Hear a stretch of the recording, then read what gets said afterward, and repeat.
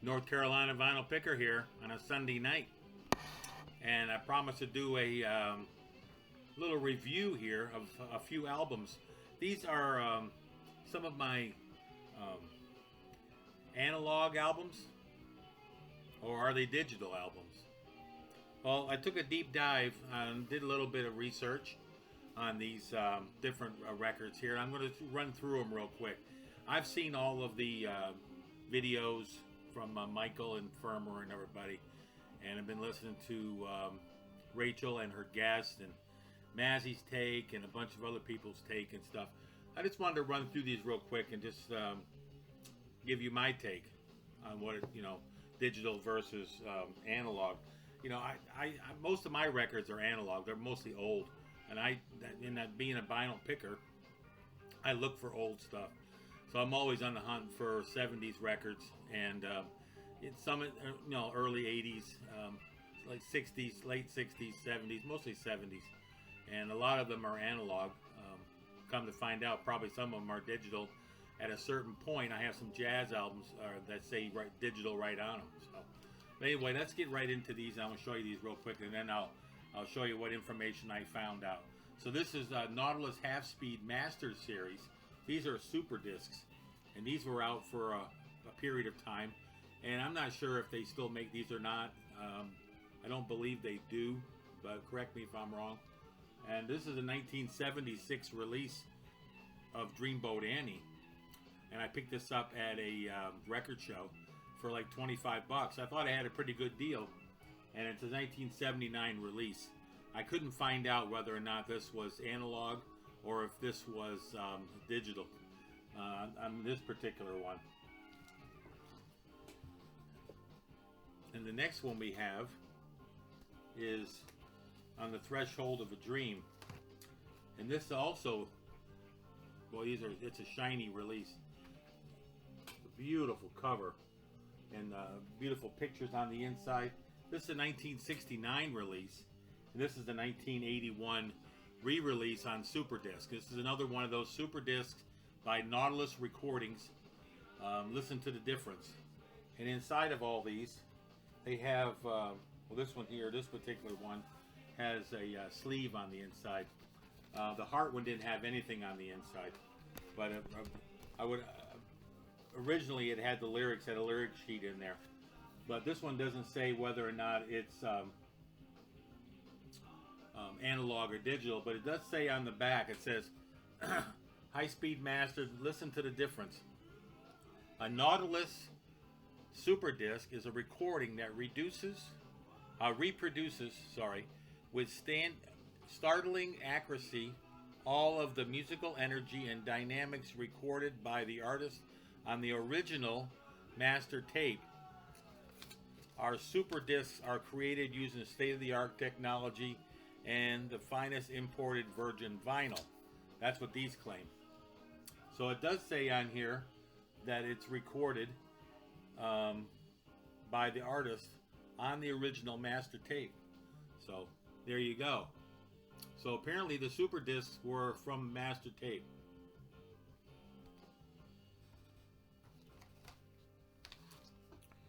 And then we have this one. Now these are real expensive records. You can pick these up for $25.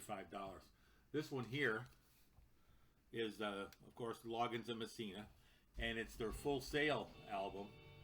It says Super Disc featuring superior quality pressings, extended dynamic range, cut half speed from the original analog master. It says right on there. And then it says over here, this is a 1973 release by Loggins and Messina. Both DBX and non-DBX were made. This one here is a non-DBX encoded version. So this one here is a non-DBX encoded version, and it is from the original analog masters.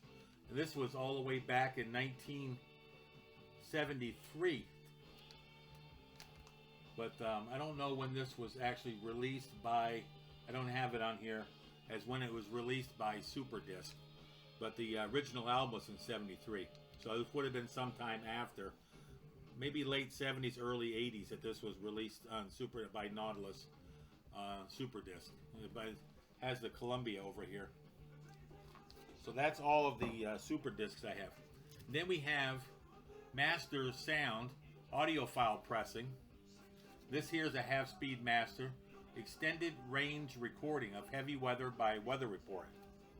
Okay, this is a 1977 release, and it says right on here that it's digital.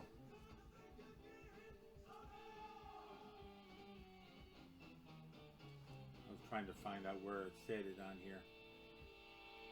These two factors create a real dilemma for the recording engineer. He must keep up with the softest sounds of the tape louder than the noise level that cannot let the loudest sounds reach their saturation level. There you go. So it tells you all about the digital recording. So this is digital, and this was all the way back from 1977.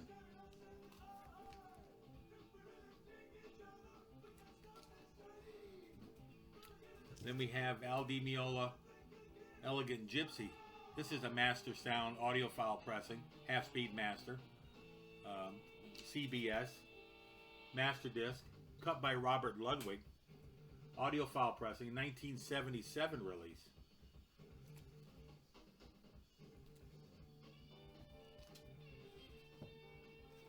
Then we have a couple quadra discs here.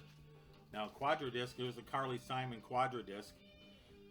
And it can be used as mono, it can be used as stereo, and it can be used as a quad.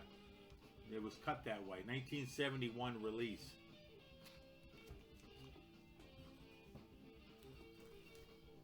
This one here is CD/4 channel discrete quadra disc of Playing Possum by Carly Simon.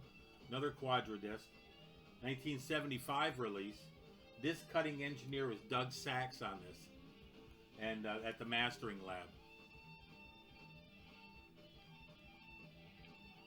Again, these don't say whether or not these were analog or they were digital.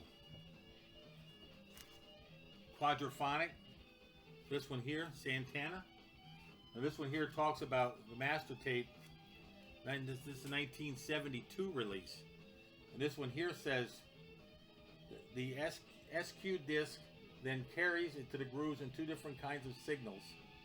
However, no special pickup is needed. All stereo pickup cartridges are capable of receiving modifications. To decipher those four signals, they recreated in the decoder. These signals are directed to the amplifiers and resulted in high realistic reproduction. These signals are then directed to the amps and four loudspeakers placed in the respective corners of the listening area, resulted in high realistic reproduction of the original quadraphonic master tape. So when they made these records back then, did they make them in quad, or that was something that they took from the original stereo tape and they made a quad out of that, or sounded like they had a quad tape from the beginning to make these quad records back in the day. And I remember my friend John's brother, he had a quadraphonic system, and it was state of the art back then. Okay, let's talk about the MoFis. I have a couple of these. Here is the Silver Bullet Night Moves. This one here is original stereo master tape, 1976 recording. This was actually released in July of 1980. And here's how the back. It tells you the making of the original master recording. Tells you all about how they did it. And these were actually from the master tapes. This is going back as far as 1980.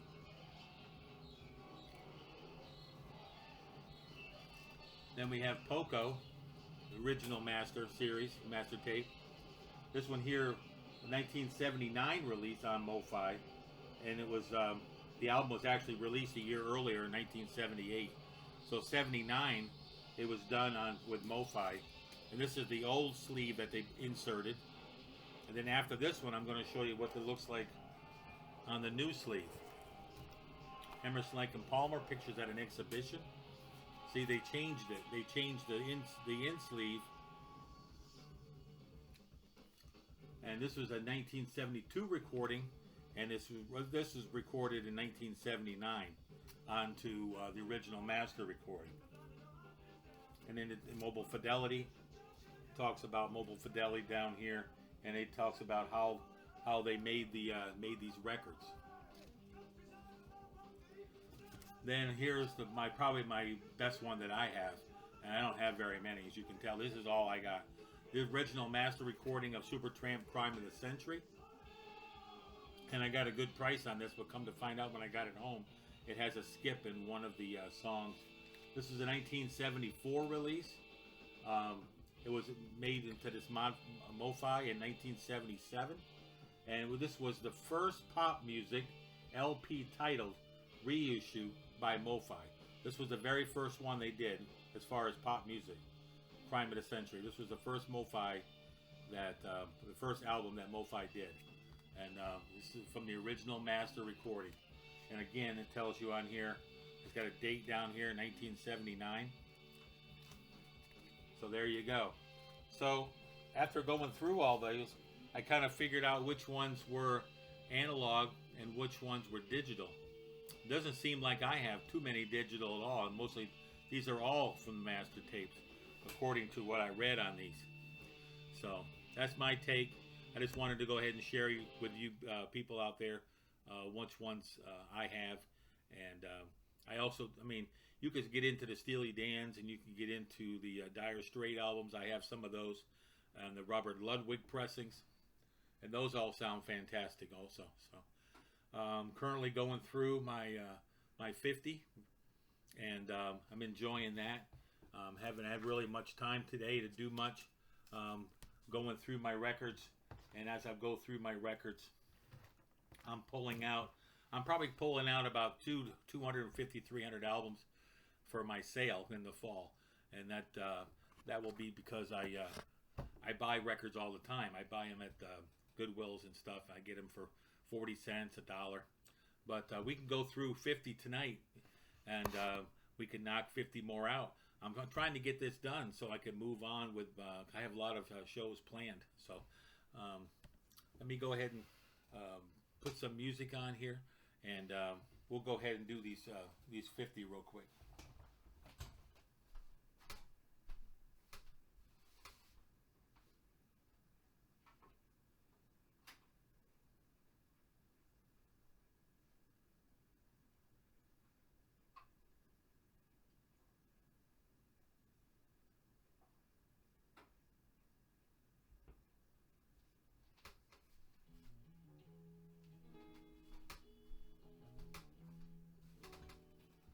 Listen to a little Brian Auger.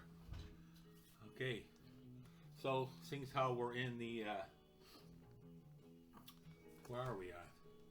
We're in the M's for McCartney, of course, and here's Paul's first album that he recorded. I believe he recorded this while he was still a member of the Beatles.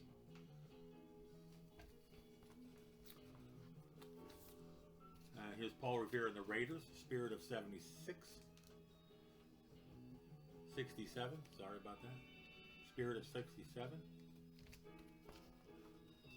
I like some Paul Revere and the Raiders. Midnight Ride with Paul Revere and the Raiders, featuring their hit single Kicks.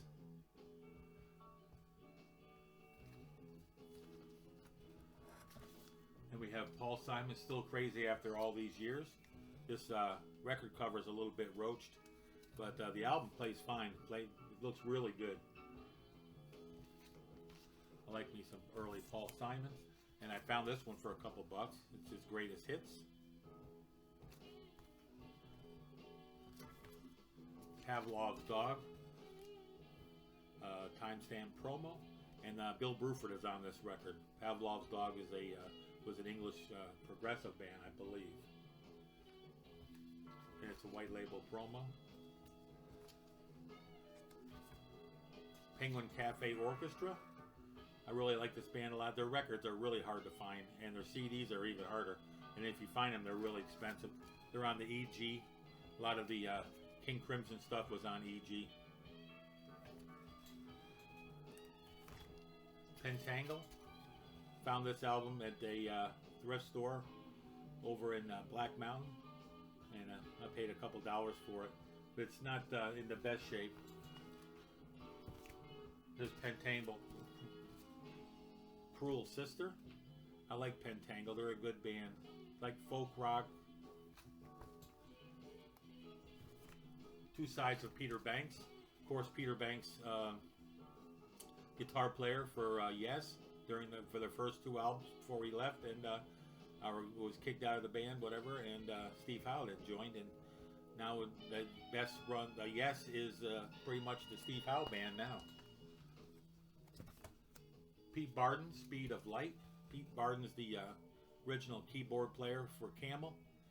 Passed away a few years ago, and he made some solo albums. This is one of them, and I have the other one I'm going to be getting soon. I have it on CD, but I want it on vinyl because I plan on getting rid of some of my CDs as well when I get my sale going.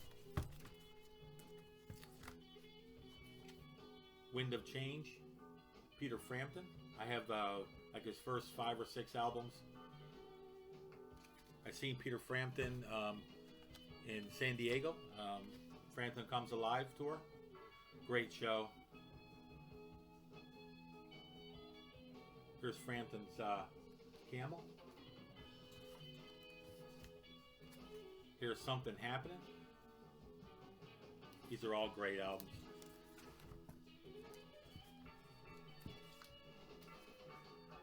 Here's the album Frampton. He used to be in Humble Pie, and then he left, and Steve Marriott picked up after he left. Then they came out with Smokin', and Frampton was that one album away from Smokin'. Here's Frampton Comes Alive, classic album. I heard recently that he's going to be going on his farewell tour. I'm In You, with the classics. Looks like the 80s album cover there. 77 though. I guess pre-80s, huh? Here's Premonition. This album cover's a little bit roach too, but the album plays fine. And that's the last one on Peter Frampton. Here's Peter Gabriel's first solo album. I saw this tour in Passaic, New Jersey, and television opened up for him, and me and my buddies, I was riding with them, and they didn't care for television. I guess they were a punk band, and we got there and went into the show after they were done. We never even saw them on stage. I don't think I missed much. I really wasn't into that type of music anyway, as far as I'm concerned. But original. This is Peter Gabriel's second album. They call this album Scratch.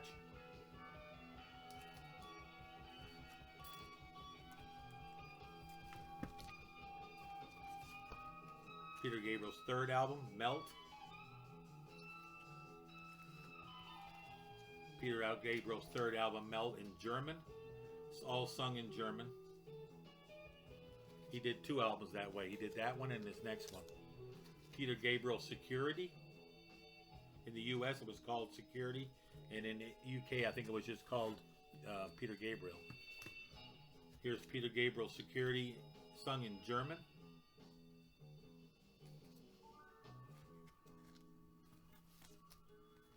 Here's Biko. It's an extended play. Here's So, his big album he had, and it's got the hype sticker and everything on here. It's got his Red Rain, Sledgehammer, all his hits from the 80s. It's 84, 85. And then we have Sledgehammer, the extended play EP. EPs were big back then in the 80s. Then we have Big Time, extended play EP. Promo, that was a promo. We have Red Rain, it's another promo. These weren't too awful hard to find. I used to have them back in the day, and I had to rebuy all these. In Your Eyes, promo. Oh, In Your Eyes White. We have the not for sale promo white, and we have the blue one.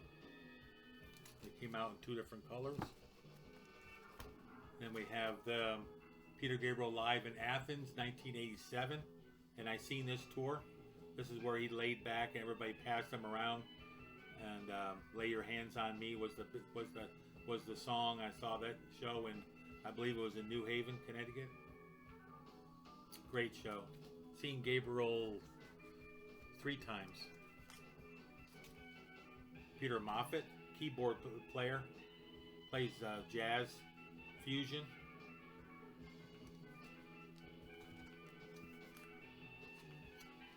Mr. Phil Collins. Face Value, his first solo album. Needs no introduction. Everybody knows Phil Collins. He was huge in the 80s. He was all over the radio. Phil Collins' second album, Hello, I Must Be Going.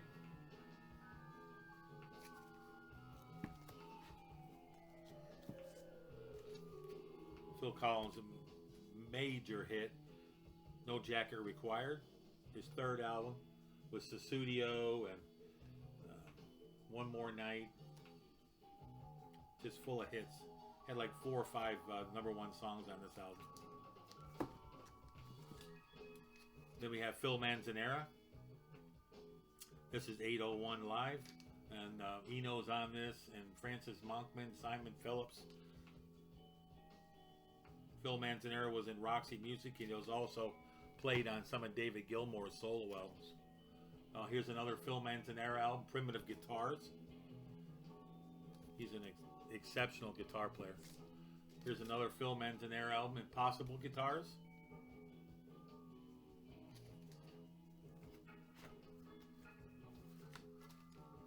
Expression 2, this is Gong, Pierre Morland's Gong. This is an outstanding album. This is the only Gong album I have. This one has Alan Holdsworth on here, Mick Taylor, Daryl Way.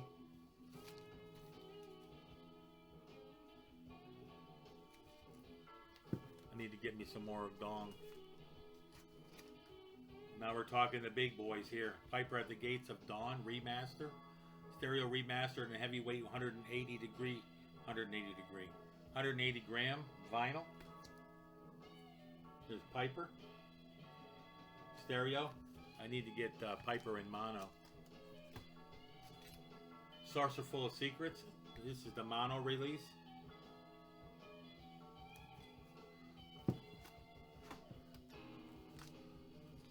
Saucer Full of Secrets. I found this one here. This is an OG, I believe, but it's hardly playable. It's got a lot of scratches on it. But I did find this, and I paid a whole $1 for it.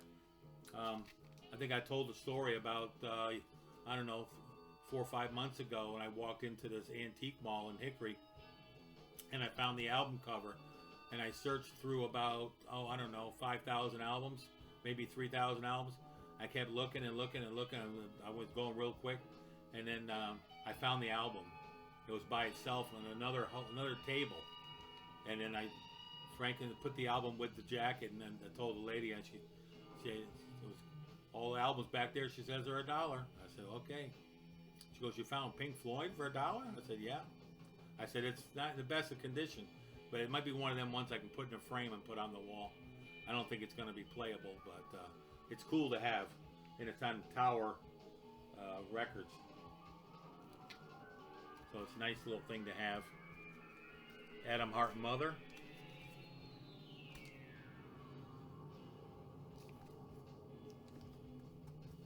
Then we have Omagoma. Doesn't have the Gigi though. So this is not an original. It's on Harvest. Finding that Gigi is a hard one to find there. You can find it all day long on the re-release because they put Gigi back on there. They must have paid up for it. But on the original one, if it had a Gigi on there, then you'd have to keep that one for sure. Don't let that one out of here. But I did find this one, and this is a repress, a re-release. But it does have. I was looking here for a date. I don't see a date on it. But the person that owned it her name was Debbie Richards. Thank you, Debbie, for the album. My only copy of Omagoma. Here's my copy of Metal. And these are all the Pink Floyd records, the ones they re-released. few years back. Here's a copy of Dark Side of the Moon that I have. Excuse me. Remastered copy of Dark Side of the Moon that I haven't even opened. I'm keeping it sealed. Here's a white label, a white vinyl copy of Dark Side of the Moon. This one here is from Holland. It's on the Harvest. Pretty cool, huh? White one. Anybody else ever seen this one? That's pretty cool. Obscured by Clouds. And this is the music from La Vallée. This is the remaster.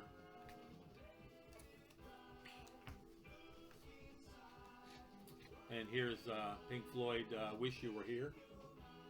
This is also the remaster. So there you go. There's my fresh 50 to tonight. I'll get 50 more ready for tomorrow night. And like I say, I'm still going through all these records. So when I get done with the records, then we'll get into these other things I have planned. Oh, I got 2 more CDs to round this off. These are original master recording CDs. And I have 2 to show you. I have this one. Then I have this Elton John one. This one here I found in Florida. And I think I paid $10 for it. These sound incredible, and like they're gold in color on the back. And this is a 1972 release. This was a 2006 release. This was released Gain 2 system direct from the original master tape is what it says on there. And then this one here, the Goodbye Yellow Brick Road. I found it here in North Carolina in a little small thrift store. And it was mixed in with a bunch of dollar records, or dollar CDs, sorry. And I couldn't pick it up fast enough. I knew it was going to sound incredible, and it does. And this is a 1970 release. This one here on the back says it's digital audio. It says right on the back, digital audio. Mobile Fidelity Sound Lab, division of MFSL. Compact disc digital audio AAD Ultra Disc 2. Yeah, that's what it says. Goodbye Yellow Brick Road. I should never need another copy of this. I don't have it on vinyl, but to find a really good copy on vinyl is going to be difficult because all Elton John's albums from the 70s are been played to death. So, analog versus digital. How many analog records do you have in your collection? How many digital records do you have in your collection? Where is the point where you think that the digital took over from analog?